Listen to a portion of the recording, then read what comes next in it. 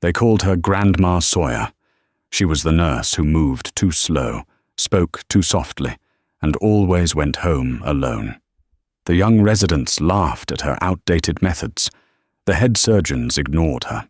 To them, she was just invisible furniture in a busy ER. But they didn't know that 20 years ago, in the dust of the Middle East, she was known by a different name: the Angel of Death. When a catastrophic disaster cut the hospital off from the world, and 18 dying soldiers were wheeled through those doors, the quiet nurse didn't panic. She went to war. And by the time the night was over, nobody would ever look at her the same way again. Mercy General Hospital in Seattle was a place where egos went to thrive and patients went to die.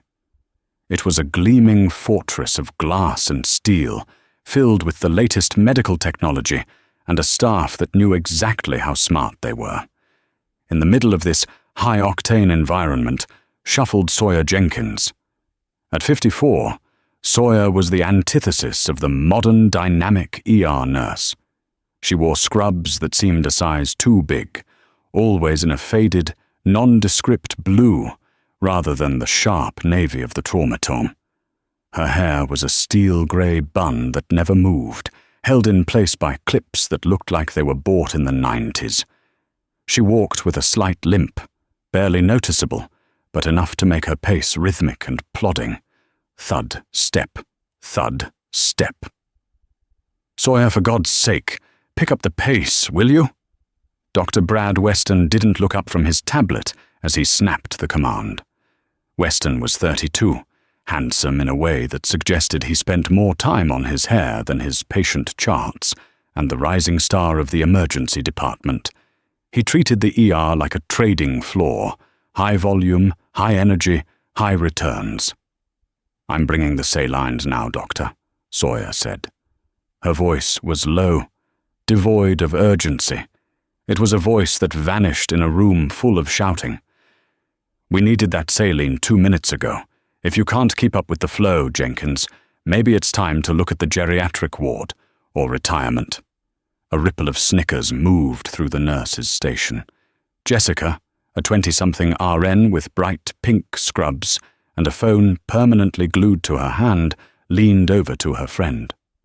"I swear she moves in slow motion," Jessica whispered, loud enough for Sawyer to hear. "I asked her for a catheter yesterday, and she spent 5 minutes checking the expiration date." "Who checks dates during a code?" "Someone who doesn't want to get sued," her friend giggled. "She's a relic. I heard she used to work in a school nurse's office before coming here, probably used to putting Band-Aids on scraped knees." Sawyer ignored them. She always ignored them. She placed the saline bag on the tray with precise, steady hands. She checked the line for air bubbles, twice. She adjusted the patient's pillow, a terrified teenager with a broken arm, and offered him a small, tight smile. "It's going to be okay, son," she murmured. "Just breathe." "Jenkins!" Weston barked again. "Stop coddling the fracture and get me the splinting kit." Sawyer turned, her face a mask of calm. "It's on the counter behind you, Doctor, where I placed it 5 minutes ago." Weston spun around, saw the kit, and flushed red. He didn't apologize. He never did. He just snatched it and muttered about incompetence. Sawyer retreated to the break room, her sanctuary. She poured a cup of lukewarm coffee and sat in the far corner, away from the TV blasting the midday news. She pulled a small, leather-bound notebook from her pocket. It was battered, the spine held together by duct tape. She didn't write in it. She just ran her thumb over the cover, tracing the faint indentation of initials stamped there. C.P.T. Miller. "Hey, Sawyer," said Dr. Arthur Halloway, the chief of medicine, poking his head in. Halloway was the only one who treated her with decency, mostly because they were the same age. "You okay? Weston's riding you hard today." "I'm fine, Arthur," she said, tucking the notebook away quickly. "You know, I could move you to pediatrics," Halloway offered, pouring himself a coffee. It's slower. Less testosterone. Sawyer looked at her hands. They were rough, scarred with tiny white lines that nobody ever asked about. "I like the ER," she said simply. "You have a funny way of showing it," Holloway chuckled. "You're the quietest trauma nurse I've ever met. Usually, you adrenaline junkies are bouncing off the walls." "I've had enough adrenaline for one life," she whispered. "What was that?" "Nothing. I should get back. Shift isn't over." Sawyer dumped her coffee and walked back out. As she passed the ambulance bay doors, she paused. The air pressure in the room shifted. The automatic doors rattled in their frames. Most people feel disaster before they hear it. A drop in the stomach, a prickle on the back of the neck. Sawyer felt it in her left knee. The shrapnel wound from 2004 always ached right before the weather turned, or right before the world exploded. Code black, code black. External disaster plan initiated. The overhead speakers didn't chirp. They screamed. The calm, robotic voice of the hospital announcer was replaced by the frantic voice of the dispatch coordinator. "All hands to the bay. We have a mass casualty event. This is not a drill." Weston dropped his tablet. Jessica stopped texting. The ER froze. "What is it?" Jessica asked, her voice trembling. Sawyer didn't freeze. While the others looked at the speakers, she was already moving to the trauma supply closet. She grabbed 4 tourniquets, shoved them into her pocket, and slung a portable triage bag over her shoulder. "Sawyer, where are you going?" Weston asked, looking confused. "To the bay," she said, her voice different. It wasn't the soft mumble of Grandma Sawyer anymore. It was steel. "You better put your gloves on, Doctor. You're about to earn your paycheck." The disaster wasn't a natural phenomenon. It was human error, compounded by terrible luck. A convoy of military transport trucks, carrying 18 soldiers from the nearby Joint Base Lewis McChord, had been traveling down the I-5 corridor. They were heading to a ceremonial parade. In the opposite lane, a tanker truck carrying industrial-grade pressurized chemicals blew a tire. The tanker jackknifed, leaped the median barrier, and slammed head-on into the lead transport bus. The explosion didn't just crumple metal, it shredded it. The second bus, swerving to avoid the fireball, rolled 3 times and landed in a ravine. Within 12 minutes, the first ambulances were screaming into the Mercy General Bay. But they weren't just bringing patients, they were bringing chaos. "Incoming!" a paramedic screamed, leaping out of the back of a rig. "Male, 20s, severe crush injury to the chest, BP dropping, airway compromised." "Take him to Trauma 1, Weston yelled, his voice cracking slightly. "Jessica, get an IV." "Another one," a second medic shouted. "Amputation, left leg, he's bleeding out." "Trauma 2, 3 more coming in. We're out of beds." The bay doors were stuck open. The noise was deafening. The wail of sirens, the grinding of gurneys, the screaming of men in agony. These weren't just car crash victims. These were soldiers. They were young, fit men whose bodies had been torn apart by forces similar to a combat zone. The smell hit the staff first. It wasn't the sterile smell of the hospital. It was the copper tang of blood, mixed with the chemical acridity of the tanker spill and the smell of burnt rubber. Weston was overwhelmed. He was an excellent textbook doctor, but he had never seen war. He was trying to direct traffic, but he was drowning. "I need a surgeon," he screamed. "Where is Holloway?" "He's in surgery," Jessica cried, panic in her eyes. "He can't come down." "We have 18 critical patients and 3 attending physicians," Weston shouted, spinning in a circle. "Who do I treat first? Who?" He looked down at a soldier on a gurney near the desk. The boy, no older than 19, was gasping for air, clutching his throat. A piece of metal debris was lodged in his neck. Blood was bubbling up with every breath. "He needs a trach," Weston yelled. "Get me a kit!" "We're out!" a nurse shouted from the supply room. "Trauma 1 used the last ready kit." "Then find one. He's dying." Weston froze. He stared at the bubbling blood. The freeze response.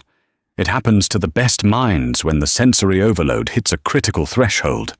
Weston knew the procedure, but his hands wouldn't move.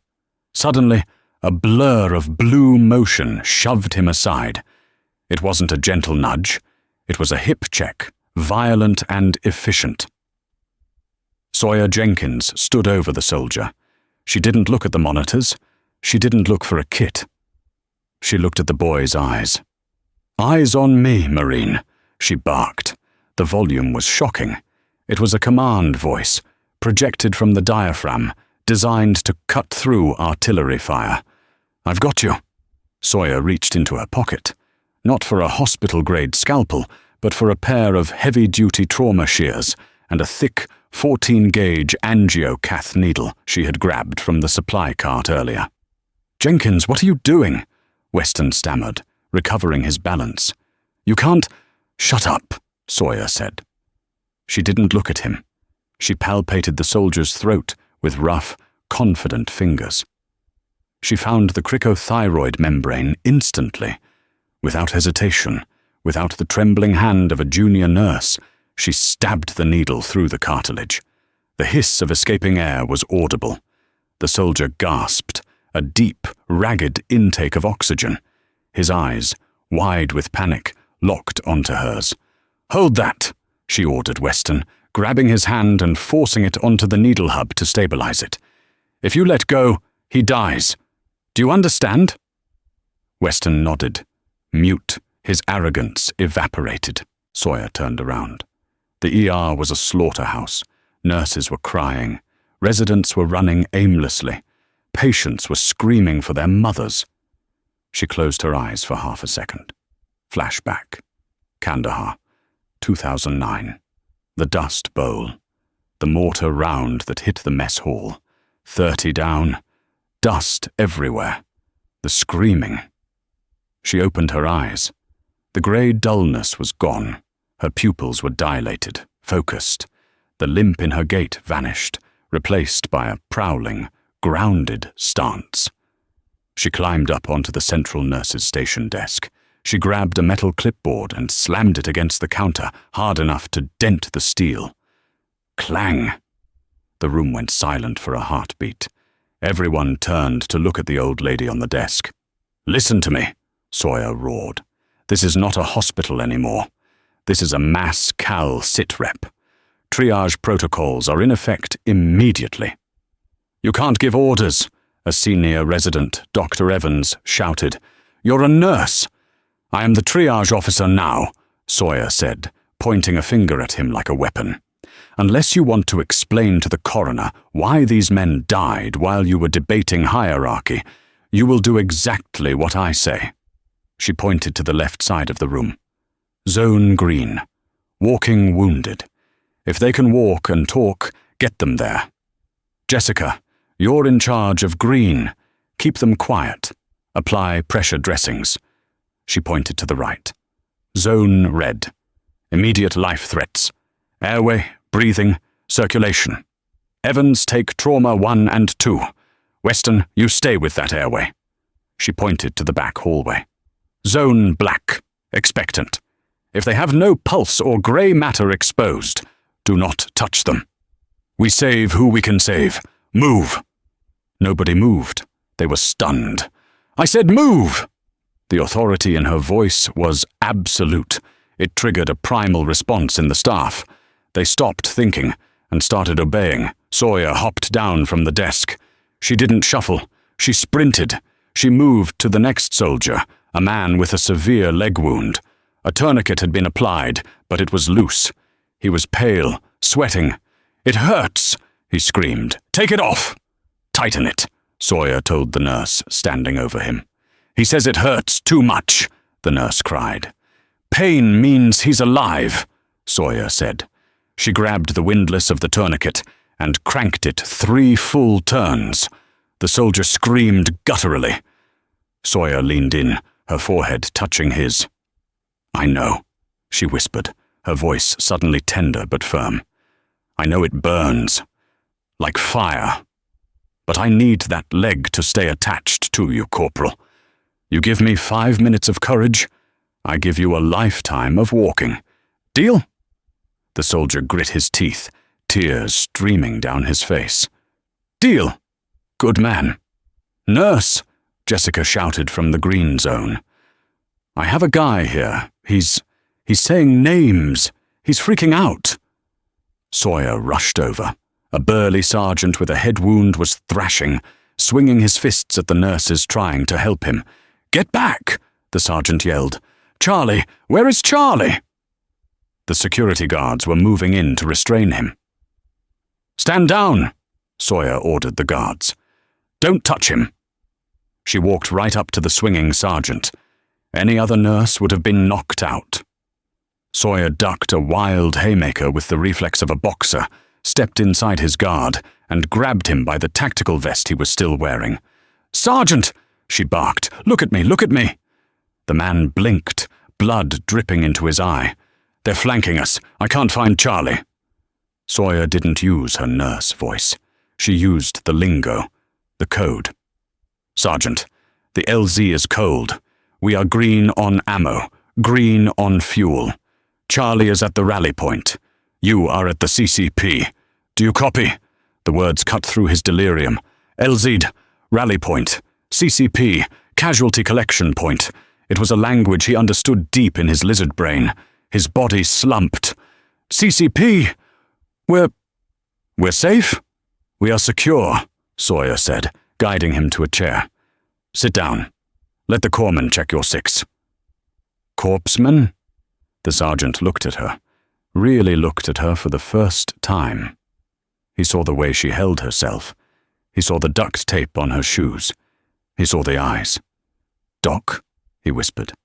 "You a doc?" "I was," Sawyer said softly. "A long time ago. Now let me see that head." The chaos was slowly organizing into a rhythm, driven entirely by the grey-haired woman, moving from stretcher to stretcher. But the worst was yet to come. As the team stabilized the first wave, the lights in the ER flickered and died. The backup generators hummed, tried to kick in, and failed. The collision on the highway had taken out a transformer substation, and the hospital's backup circuit had blown under the strain of the sudden power surge. Pitch black. The ventilators stopped hissing. The heart monitors went silent. "Flashlights!" Sawyer yelled into the dark. "Phones! Get light on the wounds!" Cell phone lights popped on like fireflies. "We can't do surgery without power," Dr. Evans shouted from Trauma 1. "I have a bleeder in the abdomen. I can't see." Sawyer was already moving. She grabbed a laryngoscope, a tool usually used for looking down throats, which had a bright, focused light on the end. She ran into Trauma 1. "Hold this," she said, shoving the scope into a nurse's hand and aiming it into the open abdominal cavity of the patient. "Evans, clamp the artery, now!" I don't know if I can."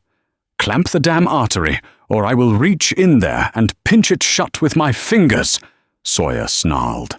Evans clamped it. The bleeding stopped. But then, a new voice echoed from the ambulance bay entrance. "Help! Someone help us!" It was a fireman, carrying a young woman in his arms. She wasn't a soldier. She was a civilian who had been in a car crushed by the bus. She was pregnant, heavily pregnant. "She's crowning," the fireman gasped, collapsing to his knees. "And she's not breathing." Sawyer looked at the exhausted staff. Everyone was tied up. Weston was holding an airway. Evans was sewing an artery. Jessica was holding pressure on 3 guys. There was nobody left. Sawyer looked at the woman. Her skin was blue. She was in cardiac arrest. The baby was coming, but the mother was already gone. "Perimortem C-section," Sawyer whispered. It was a procedure authorized only for doctors. A desperate, last-ditch attempt to save the baby when the mother dies. You cut the mother open right there in the bay. No anesthesia, no sterile field, just speed. "Dr. Evans!" Sawyer yelled. "I need you." "I can't let go of this clamp," Evans shouted back. "He bleeds out if I move." Sawyer looked at Weston. "Weston! I'm holding the airway. You told me not to let go." There were no doctors. Sawyer looked at the fireman. He was looking at her like she was God. "Save the baby," he begged.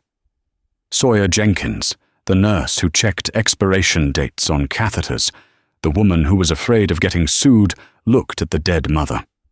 She took a breath. She reached for the scalpel kit.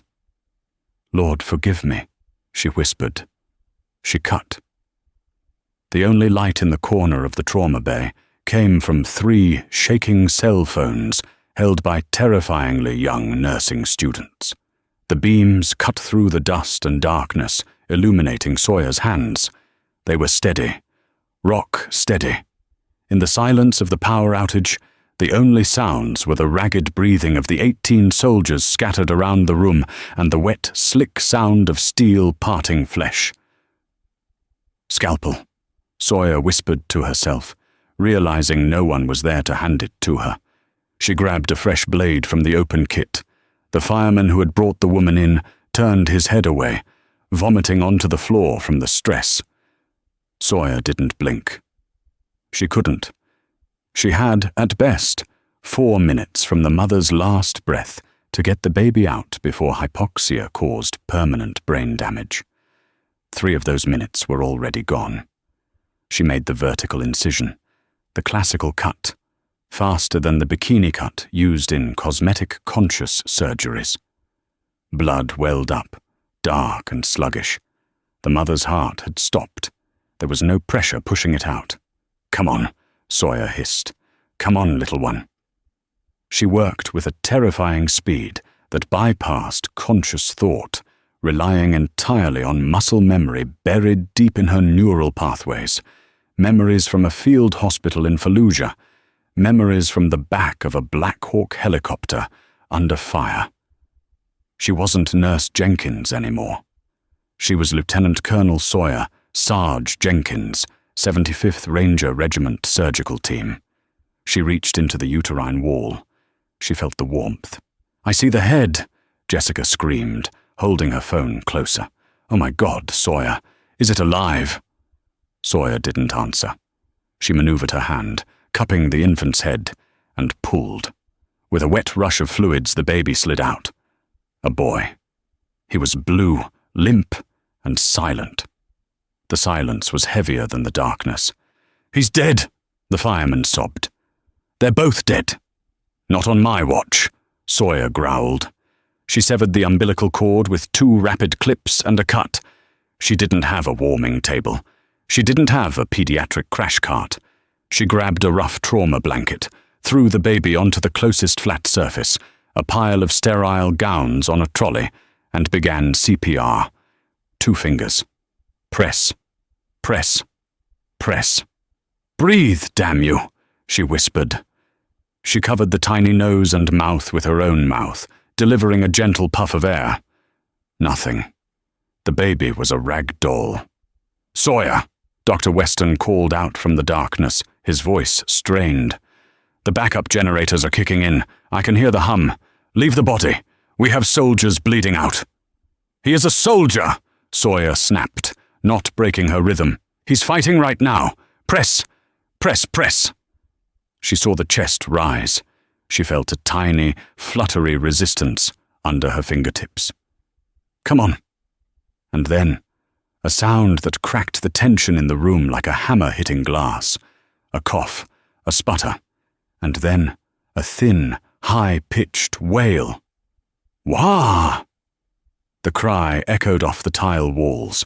The fireman looked up, tears streaming through the soot on his face. Jessica gasped. Even the wounded soldiers, those conscious enough to hear, turned their heads. The baby's skin flushed from blue to pink in the beam of the cell phone lights. He was alive. Just as the baby took his second breath, the overhead lights flickered, buzzed, and slammed back on. The sudden brightness was blinding. It exposed the carnage of the room in high definition. The blood on the floor, the debris, the exhausted faces of the staff, and it exposed Sawyer Jenkins.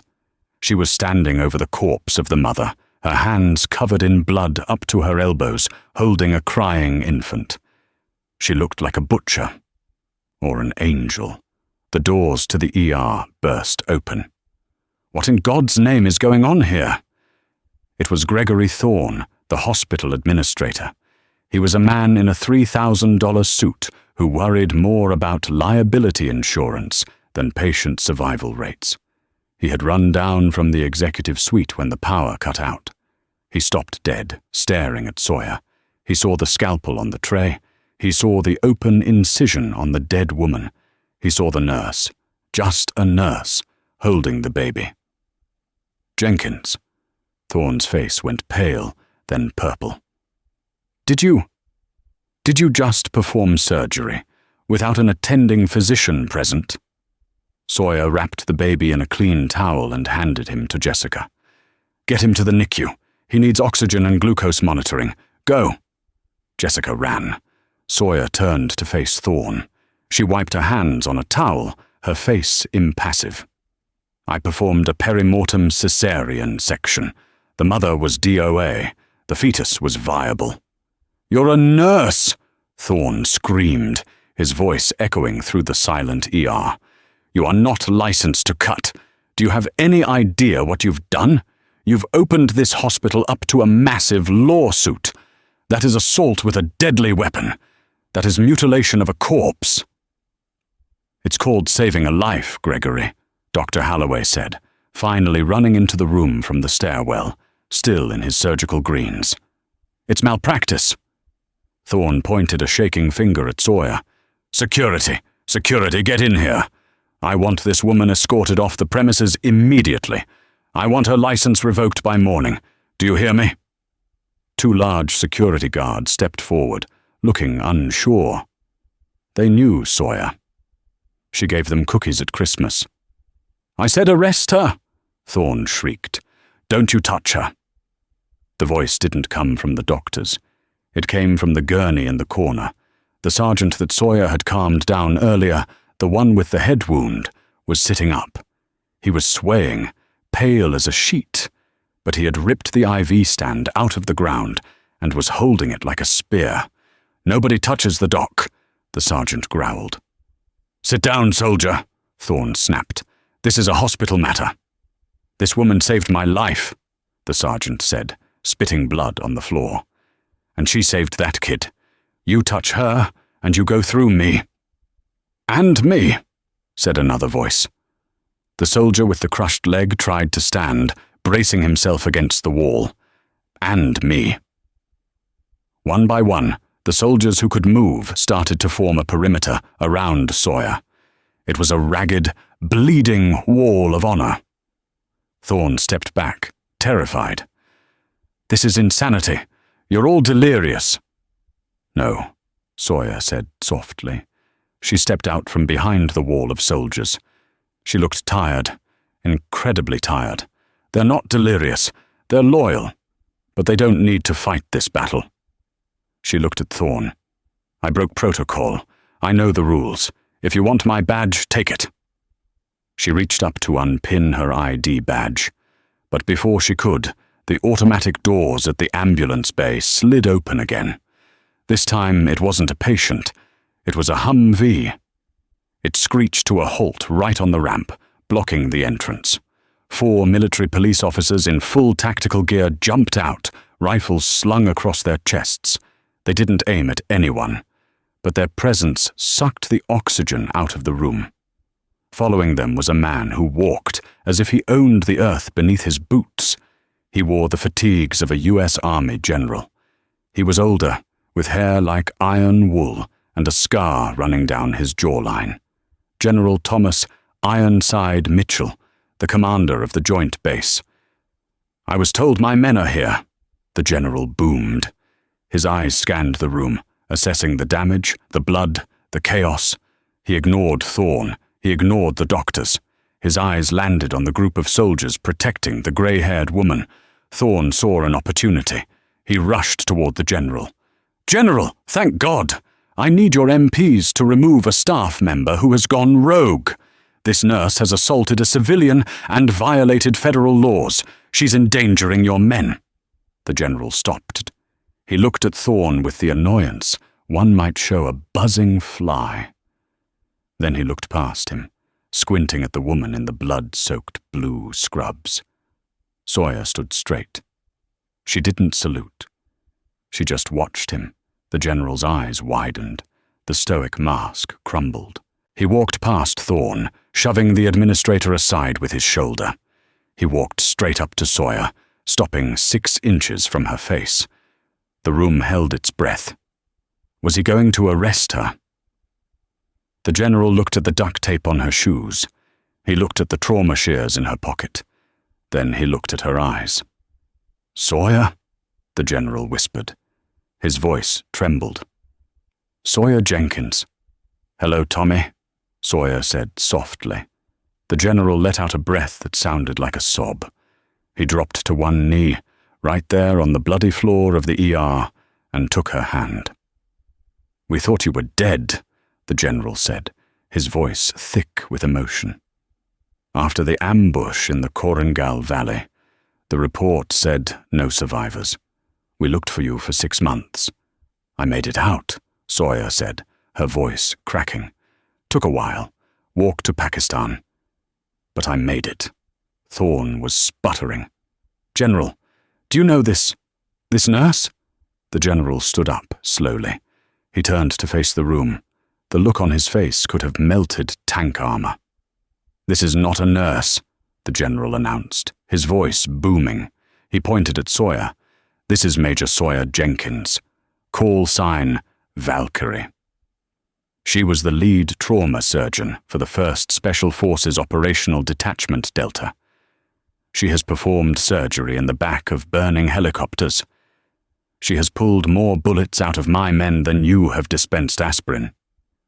The general ripped the Velcro patch off his own shoulder, the unit insignia, and slapped it onto Sawyer's scrub top. "She is a recipient of the Distinguished Service Cross, and until my own medical team arrives, she is the ranking officer in this room. If she tells you to jump, you ask how high on the way up. Do I make myself clear?" Thorne's jaw hit the floor. Dr. Weston dropped his stethoscope. Jessica covered her mouth. "Crystal clear, General," Dr. Halloway said, a massive grin spreading across his face. Sawyer touched the patch on her shoulder. She looked at the soldiers she had saved. She looked at the general. "All right, Tommy," she said, her voice firm again. "Get off your knees. We've got work to do. Weston, that airway looked sloppy. Recheck it. Evans, finish that suture. General, get your MPs to help move the stable patients to the waiting room. We need the beds." "Yes, ma'am," the general said, snapping a crisp salute. "Yes, ma'am," Weston whispered, rushing back to his patient. For the first time in 20 years, Sawyer Jenkins didn't feel invisible. She felt like herself. But the night wasn't over. And the ghost of the woman on the table, the mother who died, was about to bring a twist that nobody, not even the general, saw coming. The adrenaline of the revelation carried the team through the next hour. With the power back on and the general's MPs acting as orderlies, the ER became a well-oiled machine. Sawyer moved through the trauma bay, not as the shuffling grandmother, but as the conductor of a symphony of survival. She didn't do any more surgery. She didn't have to. She directed.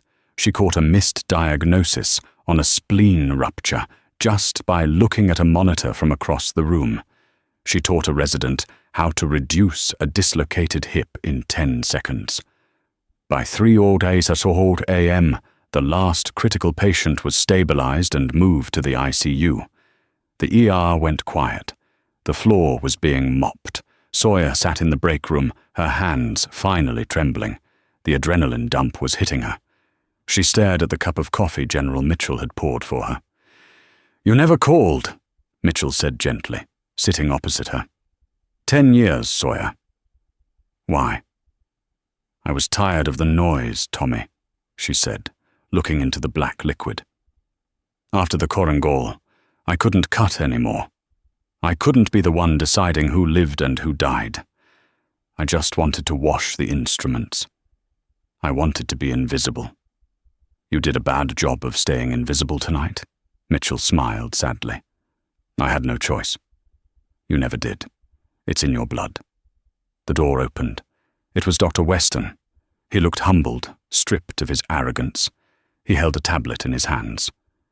Ma'am. Major. Sawyer, he stammered. Sawyer is fine, Brad, she said. The police are here, Weston said. They identified the woman, the C-section. Sawyer stiffened. Is it bad? It's complicated. Weston walked over and placed the tablet on the table. Her name was Emily Thorne. Sawyer frowned. Thorne? Related to the administrator? His daughter-in-law, Weston said. She was married to Gregory Thorne's son. The silence in the break room was heavy. Sawyer closed her eyes. Of all the people in the city, she had cut open the daughter-in-law of the man who wanted to destroy her. Does he know? Mitchell asked, his voice low. He knows, Weston said. He's in the viewing room now. He's distraught. But he's also on the phone with his lawyers. He says you desecrated his son's wife. He says the baby wasn't viable and you just wanted to play hero. The baby is alive, Sawyer said fiercely. I heard him cry. The baby is critical, Weston admitted. 50-50 chance. If the baby dies, Thorne is going to charge you with double homicide. He's vindictive, Sawyer. He has the money to bury you. Let him try, Mitchell growled, standing up. He touches her. He deals with the U.S. Army. No, Tommy. Sawyer stood up. This isn't a military tribunal. It's civilian law. If that baby dies, I'm finished. She walked to the door. Where are you going? To see the baby, Sawyer said. She walked through the hospital corridors, now silent and sterile. She took the elevator to the NICU, Neonatal Intensive Care Unit. She stopped at the glass window. Inside the incubator, hooked up to a dozen tubes, was the tiny boy. He was so small. His chest rose and fell rapidly. Standing on the other side of the glass was Gregory Thorne. The arrogant administrator was gone. In his place was a grieving grandfather. He was weeping, his forehead pressed against the glass. Sawyer approached him slowly. Thorne saw her reflection in the glass. He spun around, his eyes red with fury. You, he hissed. You butcher. You cut her open like an animal. I saved your grandson, Sawyer said calmly. You killed her chance of survival, Thorne shouted, though he kept his voice down to a harsh whisper so as not to disturb the infants. The paramedics said she might have had a pulse. She had been down for 8 minutes, Gregory, Sawyer said. She was gone. The baby had minutes. You don't know that. You're a nurse. I am a trauma surgeon, Sawyer said, stepping closer. And I know death better than anyone in this building. I looked death in the face, and I stole that boy from him. Look at him. Thorne refused to turn around. My lawyers will destroy you. Look at him, Sawyer commanded. Thorne turned. He looked at the tiny baby fighting for every breath. He looks like his mother, Thorne choked out. He has her nose, Sawyer said softly. I didn't know her, but I know she fought to stay alive long enough to get to this hospital. She protected him until the very last second. I just finished what she started. Thorne looked at Sawyer. He looked for the arrogance he expected. He found only sadness and exhaustion. Why? Thorne whispered. Why did you risk it? You could have lost your job, your freedom. Because he was a soldier, Sawyer said, looking at the baby. He was fighting, and we don't leave soldiers behind. Suddenly, the monitors in the room started beeping rapidly. A red light flashed above the incubator. "Code Blue, NICU," the overhead speaker announced. The baby was crashing. Thorne screamed. "Do something! Help him!" Nurses and a pediatric doctor rushed into the room, swarming the incubator. Sawyer stood on the other side of the glass, watching. She couldn't go in. She wasn't NICU. She had done her part. She watched the flat line on the monitor. Beep. "Come on, little fighter," she whispered, placing her hand on the glass. "Don't you quit on me." The pediatric team was working frantically. "Pushing epi, starting compressions." Thorne collapsed into a chair, burying his face in his hands. He couldn't watch, but Sawyer watched. She didn't blink. She projected every ounce of her will through that glass. And then she saw it. A shadow. Not a literal shadow, but the way the light moved in the room. A figure standing in the corner of the NICU room, unacknowledged by the doctors. Sawyer's breath hitched. She had seen that figure before, in the desert, in the jungle, the darker side of her trade. The baby stabilized. The beep returned. Beep, beep, beep. The doctors sighed in relief. "He's back. Sinus rhythm." Thorne looked up, sobbing with relief. But Sawyer was staring at the corner of the room. The shadow was gone. But something else was there. On the counter, next to the incubator, sitting innocuously among the medical supplies, was a small, dusty toy soldier. A green plastic army man. "Who put that there?" Sawyer whispered. She knew nobody had entered the room except the doctors. She turned to leave, her heart pounding. As she walked back to the elevator, she passed the waiting room. It was full of the families of the soldiers she had saved, and sitting in the back corner, watching her with intense, dark eyes, was a man Sawyer had never seen before. He wore a black suit that didn't fit the setting. He didn't look like a family member. He looked like government. He nodded at her.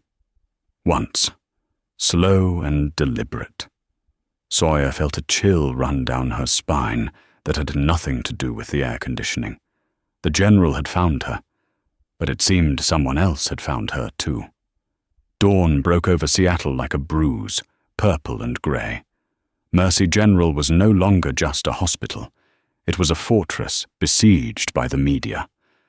Satellite trucks lined the streets, and reporters were shouting into microphones, replaying a shaky cell phone video that had been leaked online.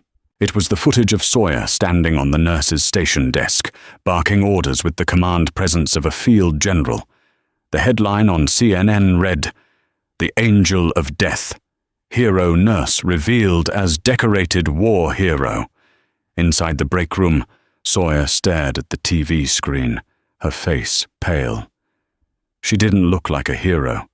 She looked like a ghost who had been dragged into the sunlight against her will. "You're famous, Sawyer," Jessica said softly, placing a fresh scrub's top on the table. The old one was stiff with dried blood. "I'm exposed," Sawyer corrected, her voice tight. "There was a reason I changed my name, Jessica. There was a reason I stayed quiet." Dr. Weston entered, looking exhausted but different. The arrogance was gone, replaced by a nervous energy. "Administrator Thorne is holding a press conference. He dropped the lawsuit. He's calling you the savior of the city. He wants you on the podium in 10 minutes. "I'm not going out there," Sawyer said, standing up. "My shift ended 4 hours ago. I'm going home to feed my cat." "I don't think you can leave, Major." The voice came from the doorway. It was the man in the black suit. Up close, he looked even more out of place. He had the hollowed-out eyes of someone who hadn't slept in a week and a suit that cost more than Sawyer's car. He flashed a badge. It wasn't police. It was Department of Homeland Security. "Agent Jack Silas," the man said. "We need to talk. Now. In private." Weston and Jessica hesitated, looking at Sawyer. She gave them a small nod. "It's okay. Clear the room." Once they were alone, Silas walked to the window and closed the blinds. He pulled a device from his pocket and scanned the room for bugs. "You're paranoid," Sawyer said, crossing her arms. "I'm alive," Silas replied dryly. He turned to her. "You did a hell of a job last night, Valkyrie. Saved 18 soldiers. But you made one mistake. And what was that? You saved the wrong one." The temperature in the room seemed to drop 10 degrees. Sawyer narrowed her eyes. They were soldiers.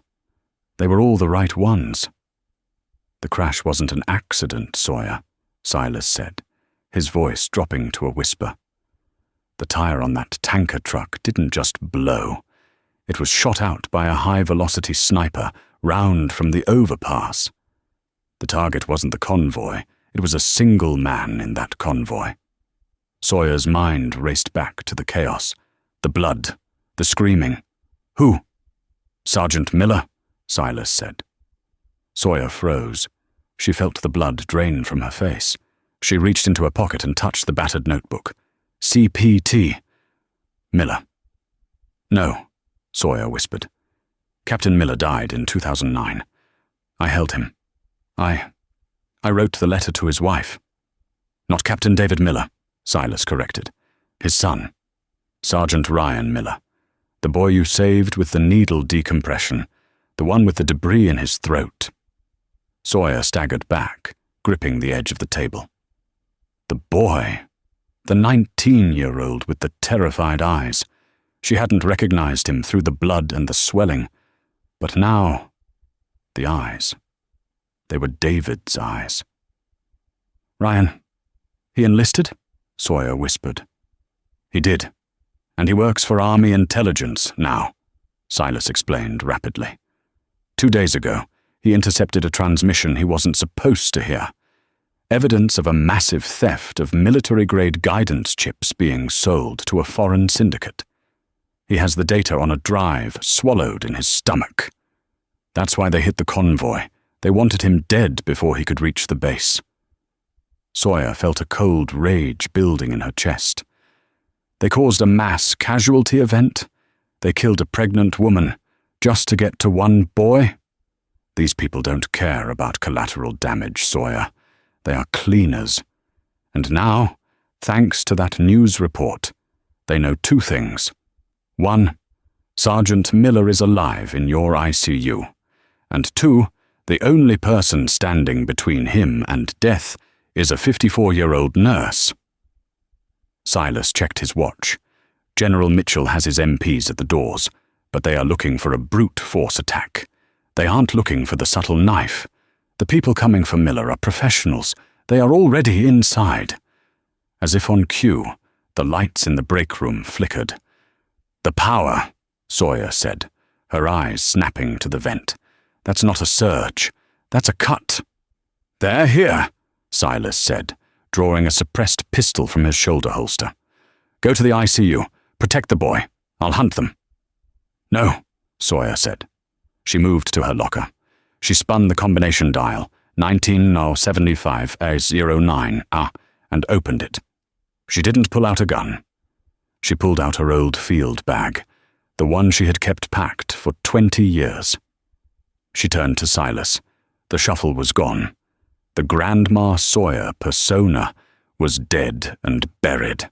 "You hunt them," Sawyer said, her voice like grinding stones. "I'll make sure they regret entering my hospital." The hospital went into lockdown, but not the noisy kind. It was a silent, creeping dread. The elevators stopped. The electronic keycards failed. Mercy General was now a concrete island. Sawyer moved through the service corridors. She knew this building better than the architects.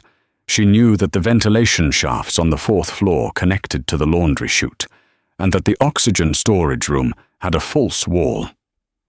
She reached the ICU. It was dark, lit only by the backup emergency strips on the floor. General Mitchell was there, standing guard outside Ryan Miller's room with 2 young MPs. They looked nervous. Mitchell looked angry. "Sawyer," Mitchell hissed as she emerged from the shadows. "Comms are down. Cell jammers. We're blind."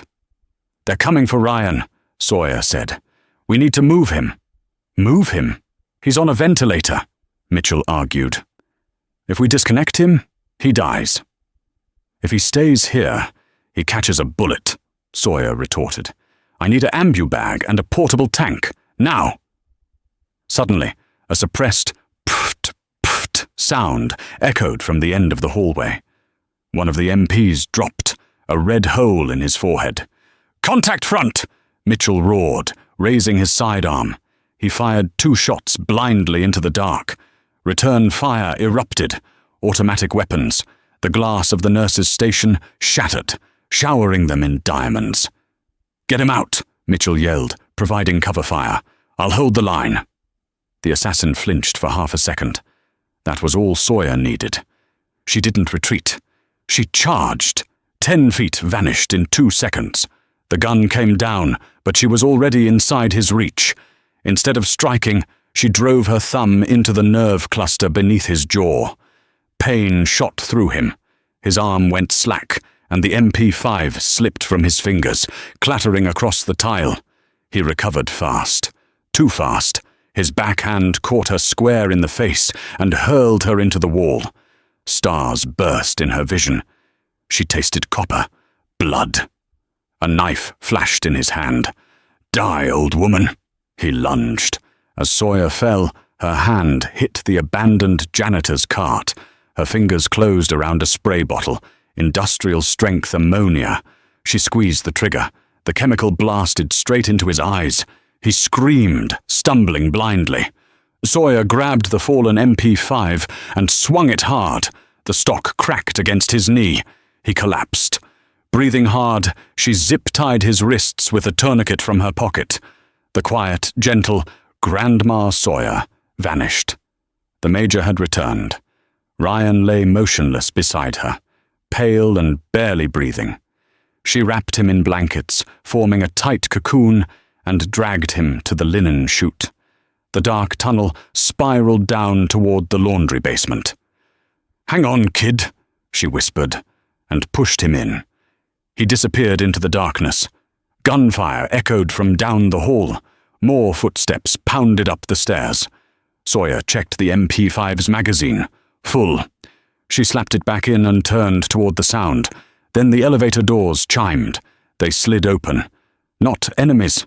Doctors, nurses, hospital staff. And behind them, the wounded soldiers she had saved earlier. Men on crutches and wheelchairs, clutching IV poles and makeshift weapons. Their faces were bruised and determined. "We heard you needed backup, Major," Dr. Weston said, gripping a bone saw like a sword. The sergeant stepped forward, holding a captured pistol. "Lower floors are secure. Nobody touches you or the kid." Sawyer looked at the ragtag force, then gave a tight, dangerous smile. "Form a perimeter," she ordered. "Weston, left flank. Jessica, triage in the rear. Sergeant, hold the funnel." "Yes, ma'am." Moments later, the far elevator dinged open, and 4 mercenaries stepped out. Black tactical gear, rifles raised. They expected fear. They got resistance. "Suppressing fire!" the sergeant shouted from behind an overturned steel cart, firing the pistol.